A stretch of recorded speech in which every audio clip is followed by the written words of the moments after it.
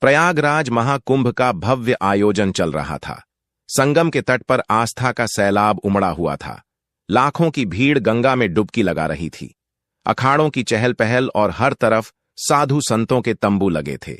लेकिन इस बार इस पवित्र आयोजन के बीच कुछ ऐसा होने वाला था जिसने सभी को हिलाकर रख दिया। सेक्टर 14 के बड़े शिविर में एक दिन सुबह एक नया साधु पहुंचा।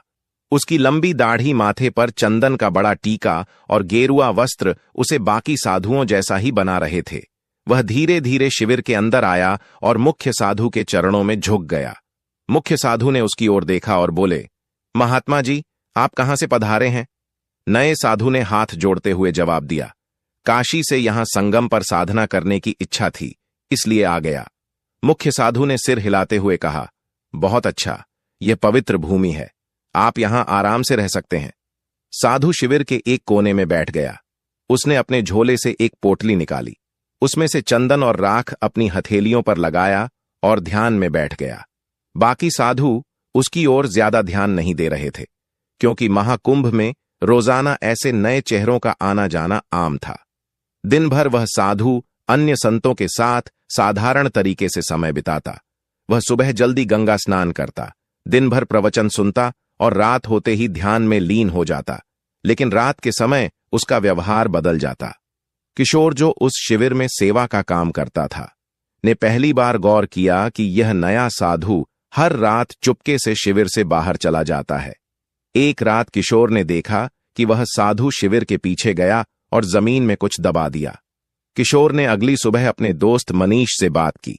किशोर ने अपने दोस्त से कहा, यार, मुझे लगता है यह नया बाबा कुछ गड़बड़ है। फिर मनीष ने कहा, क्यों, ऐसा क्या किया उन्होंने?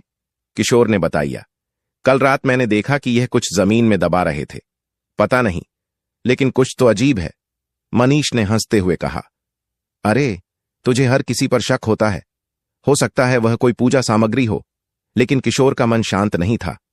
उसने तय किया कि वह इस साधु पर नजर रखेगा। उसी दिन प्रयागराज पुलिस को एक गुमनाम कॉल आया।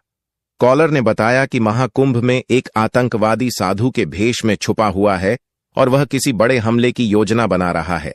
यह सुनकर पुलिस तुरंत सतर्क हो गई। इंस्पेक्टर राजीव शर्मा, जो महाकुंभ की सुरक्षा के प्रमुख थे, ने अपनी टीम को अलर्ट कर दिया। इंस्पेक्टर राजीव, हमें हर शिविर की जांच करनी होगी। किसी भी संदिग्ध गतिविधि को नजरअंदाज नहीं किया जाएगा। खासकर नए चेहरों पर ध्यान दो।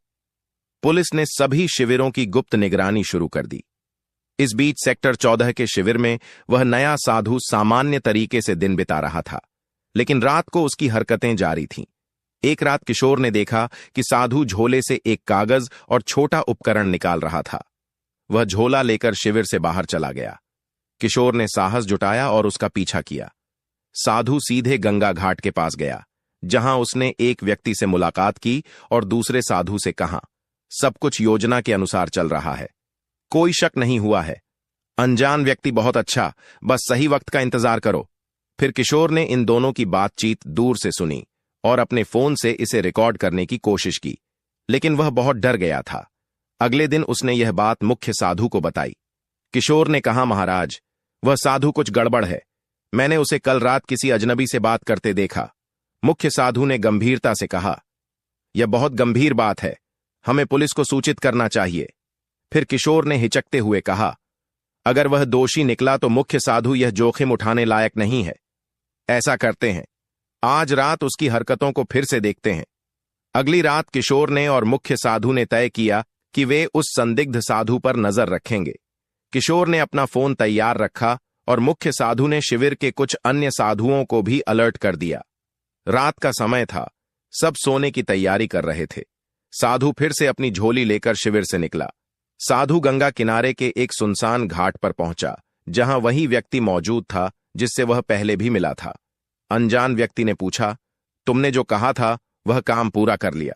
साधु ने उत्तर दिया, हां, उपकरण सही जगह पर सेट कर दिए गए हैं, बस एक आदेश का इंतजार है। मुख्य साधु और किशोर यह सुनकर चौंक गए। किशोर ने इस बातचीत को रिकॉर्ड कर लिया। मुख्य साधु ने धीरे से किशोर से कहा, तुरंत पुलिस को बुलाओ। किशोर ने पुलिस को कॉल किया और उन्हें सारी जानकारी दी। इंस्पेक्टर राजीव शर्मा और उनकी टीम तुरंत हरकत में आ गई। इंस्पेक्टर राजीव ने कहा, हमें इस संदिग्ध साधु को रंगे हाथों पकड़ना होगा। अगर वह सच में आतंकवादी है तो वह कोई बड़ा खतरा बन सकता है। पुलिस ने घाट की ओर जाने वाले सभी रास्तों को घेर लिया।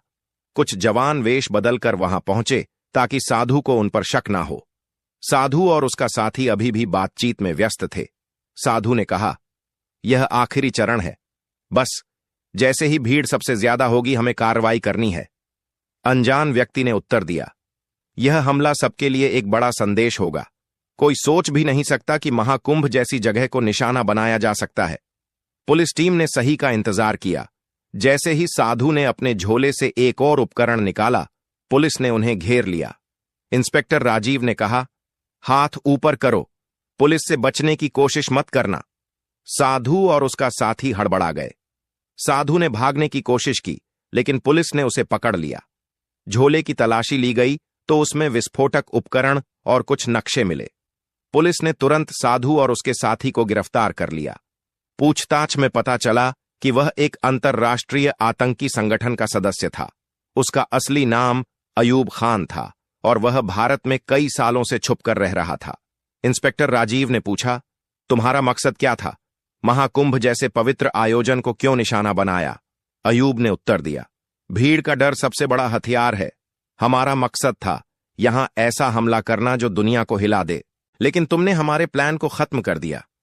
पुलिस को साधु के झोले और शिविर के आसपास लगाए गए उपकरणों से बड़े हमले की योजना के सबूत मिले। अगले दिन प्रयागराज पुलिस ने मीडिया को बताया कि महाकुंभ में एक बड़ा आतंकी हमला टल गया। इंस्पेक्टर राजीव ने कहा, हम किशोर और मुख्य साधु के शुक्रगुजार हैं, जिन्होंने सही समय पर जानकारी दी। यह सब उनकी सतर्क और साहस का नतीजा है। किशोर और मुख्य साधु को महाकुंभ आयोजन समिति ने सम्मानित किया। मुख्य साधु ने कहा, हमने तो बस अपनी जिम्मेदारी निभाई। महाकुंभ पवित्र आयोजन है, इसे कोई अपवित्र नहीं कर सकता। किशोर ने कहा, अगर मैंने उस साधु पर नजर न रखी होती तो शायद कुछ बड़ा हादसा हो जाता।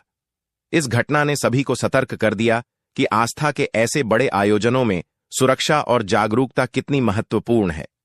इस घटना के बाद महाकुंभ के आयोजकों और सुरक्षा एजेंसियों ने सुरक्षा व्यवस्था को और मजबूत किया। सभी शिविरों में नियमित जांच और निगरानी बढ़ा दी गई ताकि भविष्य में ऐसी किसी भी घटना की पुनरावृत्ति न हो।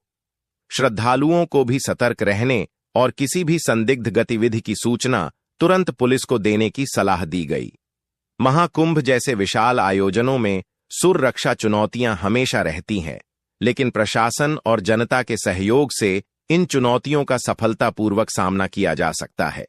इस घटना ने यह साबित कर दिया कि सतर्कता और सामूहिक प्रयासों से बड़े खतरे को टाला जा सकता है। प्रिय दर्शकों, यदि आपको हमारा कंटेंट पसंद आया है और आप ऐसी ही और कहानियां सुनना चाहते हैं तो कृपया हमारे चैनल